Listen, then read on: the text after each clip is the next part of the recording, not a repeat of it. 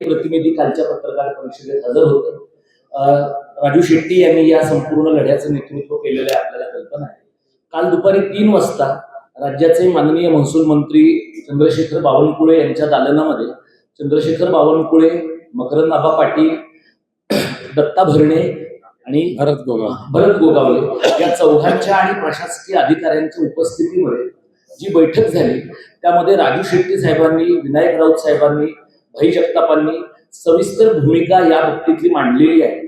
आणि ही जी भूमिका त्यांच्यासमोर मांडली त्यावर माननीय मंत्री महोदयांनी असं म्हटलं होतं की आज सकाळी 11 वाजेपर्यंत शासनाचा निर्णय आणि तो सकारात्मक होईल अशा प्रकारची एक भावना काल त्यांनी व्यक्त केली होती.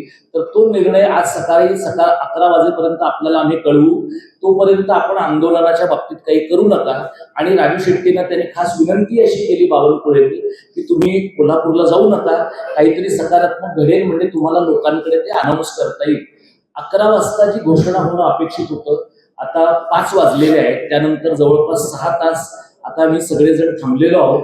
आता यानंतर आंदोलनाच्या संबंधातली आमची भूमिका, सरकारचा आतापर्यंत आलेला न आलेला प्रतिसाद आणि प्रत्यक्षात सरकारने काहीही दमनकारी पावलं उचलण्याचा प्रयत्न केला तरी सुद्धा आंदोलनाच्या बद्दलची आमची असलेली ठाम भूमिका याबद्दल सुरुवातीला राजू शेट्टी साहेब बोलतील, त्यानंतर विनायक राऊत साहेब बोलतील.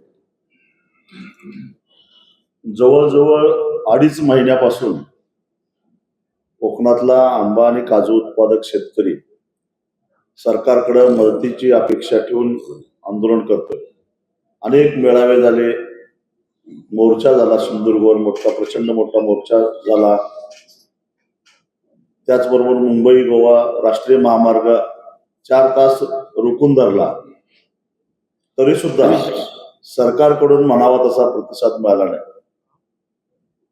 काही लोकप्रतिनिधींनी, ज्याच्यामध्ये सुनील प्रभू, भास्करराव जाधव साहेब, त्याचबरोबर भाई जगताप यांनी कोकणातल्या शेतकऱ्यांची बाजू घेऊन सभागृहामध्ये मुद्दे अनेक उपस्थित केले. त्यावेळी मुख्यमंत्र्यांना सांगितलं की अधिवेशन संपण्यापूर्वी आम्ही मदत जाहीर करू, परंतु प्रत्यक्षामध्ये शेतकऱ्यांच्या तोंडाला पानच पुसली गेली. हेक्टरी 22,000 रुपये आंब्याला आणि काजूला तर वाऱ्यावरच सोडलं. कोकणातला शेतकरी सरकारकडून मदतीची अपेक्षा का व्यक्त करतो? त्याचं कारण यावर्षी जी काही फळधारणा झालेली नाही आंबा आणि काजू या दोन्ही पिकांना, त्याचं एकमेव कारण आहे ते म्हणजे वातावरणामध्ये झालेला बदल. आणि हा बदल, त्याच्यामध्ये शेतकऱ्याचा काही दोष नसताना जवळपास 15 ते 18% उत्पादन आलं. म्हणजेच 75 ते 80% उत्पादन कमी झालं. आणि या अशा परिस्थितीमध्ये शेतकऱ्यांनी काय करायचं? 1 नोव्हेंबरला पाऊस थांबला आणि थंडी सुरू झाली. रात्रीचं तापमान 12-13 पर्यंत, 13-14 पर्यंत असायचं आणि दिवसाचं तापमान 35-36 पर्यंत असायचं. पण रात्रीच्या दिवसाच्या तापमानामध्ये 20 डिग्रीचा जो फरक पडायचा, त्यामुळं पहाटेच्या वेळी मोठ्या प्रमाणामध्ये धुकं पडायचं. आणि धुक्याच्या दबावामुळं नेमका त्याच काळामध्ये जो भार आलेला होता काजूला आणि आंब्याला, मोर, तो सगळा त्याला करपून गेला. त्याच्यावर व्हायरस आला आणि ते कुठल्याही औषधांना कंट्रोल झालं नाही. 8-9 हजार रुपये लिटरचा औषध खरेदी करून सुद्धा ते कंट्रोल झालं नाही. औषध कंपन्यांनी फक्त पैसाच कमावला. म्हणजे क्लायमॅटिक चेंजेसमुळे ह्या सगळ्या घटना घडल्या. त्यात शेतकऱ्याचा काही दोष नसताना खरं तर राज्य सरकारनं तातडीनं पावलं उचलायला पाहिजे होती. विमा कंपन्यांना बोलावून ज्यांनी विमा उतरवलेला आहे, रत्नागिरी आणि सिंधुदुर्ग जिल्ह्यातल्या जवळपास 35,000 हेक्टर ही विमा संरक्षित क्षेत्र आहे. विमा कंपन्यांना सांगायला पाहिजे होतं त्या शेतकऱ्यांना केवळ 10 ते 15% फलधारणा झालेल्या आहेत, त्याला नुकसान भरपाई मिळाली पाहिजे. परंतु विमा कंपन्या काहीच प्रतिक्रिया व्यक्त करायला तयार नाहीत. ज्यांनी विमा उतरवलेला नाही त्यांना हेक्टरी 22,000 रुपये, म्हणजे साधारणपणे एका हेक्टरमध्ये आंब्याची 100 कलमं बसतात. म्हणजे एका कलमाला, एका झाडाला केवळ 220 रुपये. आता परिस्थिती अशी आहे की निर्यात होणारा आंबा 500 रुपयापेक्षा जास्त एका आंब्याची किंमत असते. म्हणजे एका आंब्याची सुद्धा किंमत एका झाडाला मिळत नसेल तर ही चेष्टा नाही का? ही काय वर्षाचं नाही, पहिल्यांदा 50 वर्षामध्ये पहिल्यांदा कोकणातला शेतकरी सरकारकडून मदतीची अपेक्षा व्यक्त करत असताना अशा प्रकारची चेष्टा केली गेली. म्हणून शेतकऱ्यांनी ती मदत घ्यायला नकार दिला. त्याचेही अजून पंचनामा झाले नाहीत. गेला 1 महिना झाला पंचनामे चालू आहेत असं सरकार सांगतंय, पण केवळ 33 ते 34% पंचनामे झालेले आहेत. आणि कालच्या बैठकीमध्ये कोकण विभागीय आयुक्तांनी सांगितलं की पुढच्या 10 दिवसामध्ये सगळे पंचनामे आम्ही पूर्ण करणार आहोत. 1 महिन्यामध्ये जर यांना केवळ 30-32% पंचनामे करता आले तर उरलेल्या 10 दिवसामध्ये 65% पंचनामे कसं करणार आहेत मला माहिती नाही. आणि सरकारमार्फत आम्हाला सांगण्यात आलं की तुमची जी अपेक्षा आहे त्या अपेक्षा पूर्ण करणारा निर्णय उद्याच्या मंत्रिमंडळाच्या बैठकीमध्ये आम्ही घेणार आहोत. आम्ही मुख्यमंत्र्यांच्यावर चर्चा करू आणि आमचा निर्णय कळवू. तुम्ही फक्त 11 वाजेपर्यंत आम्हाला वेळ द्या. आम्ही त्याला होकार दिला. ठीक आहे, आंदोलन करण्याची आम्हाला काही हौस नाही.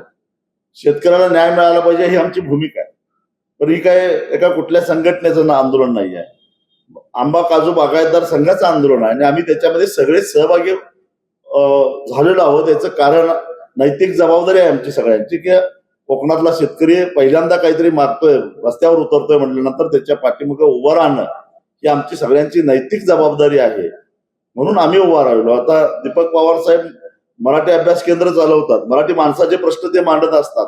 पण त्यांनाही असं वाटलं की या मुंबईतला मूळ मराठी माणूस हा कोकणातला आहे आणि तो अडचणीत आहे म्हटलं तर आपण त्याच्यामध्ये उतरलं पाहिजे.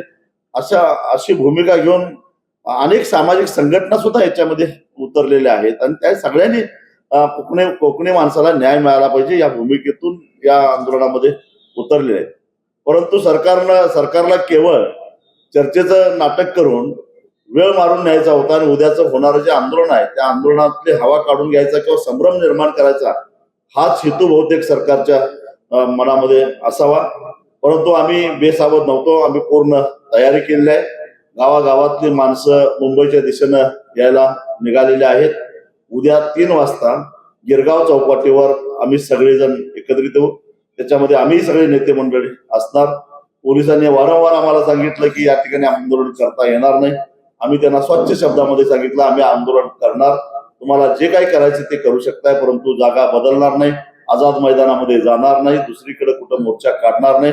आमचा मोर्चा गिरगाव चौपाटी ते वर्षा निवासस्थान हेच असणार आहे. आणि हा कैफियत मोर्चा आहे. कोकणातल्या शेतकऱ्यांची कैफियत घेऊन महाराष्ट्राच्या मुख्यमंत्र्यांना वेळ नाही, सवड नाही त्यांच्यासाठी निर्णय घेण्यासाठी. एनडीआरएफ मध्ये हजारो कोटी रुपये पडून आहेत, परंतु राज्य सरकारचा अद्याप प्रस्ताव सुद्धा गेलेला नाही. मी स्वतः दिल्लीला जाऊन एनडीआरएफच्या कार्यालयामध्ये जाऊन चौकशी केली. मी विनंती केली की एक पथक पाठवा कोकणामध्ये, आंबा काजूचं सर्वेक्षण करा. त्यांनी सांगितलं की तुमच्यासारखे लोक आम्हाला विनंती केली, तुम्ही म्हणताय ती वस्तुस्थिती बरोबर आहे, आम्ही वृत्तपत्रातून वाचलेलं आहे. परंतु जोपर्यंत महाराष्ट्र सरकारकडून अधिकृतपणे आम्हाला कळवलं जात नाही तोपर्यंत केंद्राचं पथक तिकडं येऊ शकत नाही. पण हजारो कोटी रुपये जे एनडीआरएफ मध्ये पडून आहेत त्याच्यावर आमचा हक्क आहे. नैसर्गिक वातावरणामुळं हे नुकसान झालेलं आहे म्हटल्यानंतर मग ते पैसे मागायचे नाहीत का? कारण शेवटी ग्लोबल वॉर्मिंगचे हे सगळे साईड इफेक्ट्स आहेत आणि त्याच्यामध्ये केंद्र सरकारला आपली जबाबदारी टाळता येणार नाही. त्यामुळे आमची अशी मागणी होती की केंद्र सरकारनं, राज्य सरकारनं, विमा कंपन्यांनी सगळ्यांनी मिळून आंब्याला हेक्टरी 5 लाख रुपये म्हणजे एका कलमाला 5,000 रुपये आणि काजूला हेक्टरी 3 लाख रुपये ही मदत द्यावी.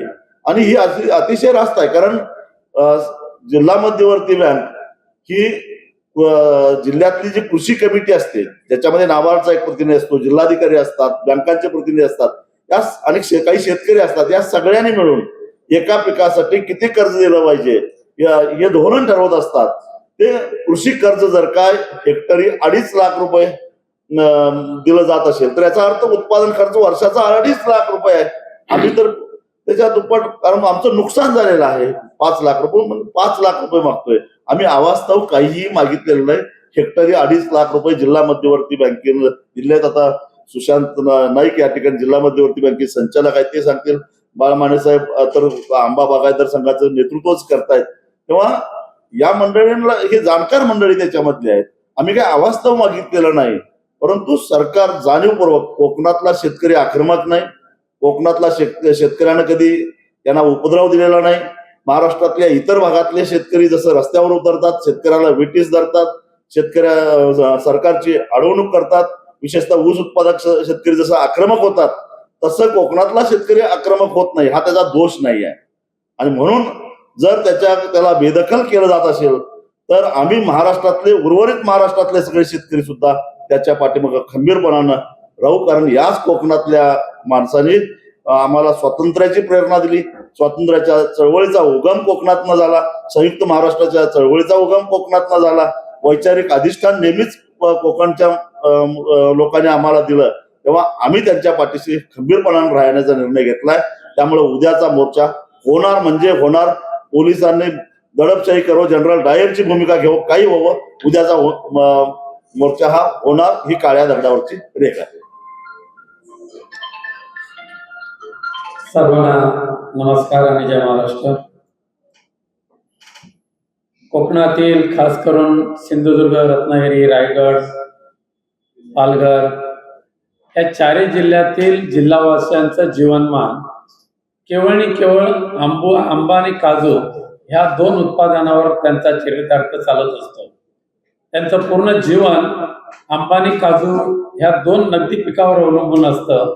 इतर कोणतेही पीक ह्या कोकणाच्या भूमीवर येत नाहीये. खास करून सिंधुदुर्ग आणि रत्नागिरीमध्ये जे संपूर्ण ह्या कोकणातल्या 5 जिल्ह्यामध्ये 1 लाख हेक्टरच्या आसपास जमीन ही आंबा आणि काजू लागवडीने व्याप्त झालेली आहे. आणि पूर्णपणे कोकणवासीय ह्या वर्षातल्या एका 2 ते 3 महिन्याच्या नगदी पिकावर आपला पूर्ण चरितार्थ चालवत असतात. परंतु दुर्दैवाने मागच्या 3 वर्षापासून कोकणमध्ये येणाऱ्या ज्या नैसर्गिक आपत्ती आहेत, सातत्याने नैसर्गिक आपत्ती ज्या येतात, त्या आपत्तीमुळे कोकणवासीय पूर्णपणे उद्ध्वस्त झालेला आहे. ज्या वेळेला तोक्ते वादळ आलं, निसर्ग चक्रीवादळ आलं, फयान आलं, त्या तोक्ते वादळाच्या वेळेला सुदैवाने महाराष्ट्रामध्ये मुख्यमंत्री म्हणून माननीय उद्धवजी ठाकरे साहेब होते. त्यांनी प्रत्यक्ष कोकणला भेट दिल्यानंतर त्यांनी कोकणवासियांच्या मदतीसाठी SDRF, NDRFच्या पलीकडे जाऊन त्यांनी मदत केली होती. आत्ताचं सरकार मात्र दुर्दैवाने, मला या सरकारचा धिक्कार करावा असं वाटतो. खास करून ह्या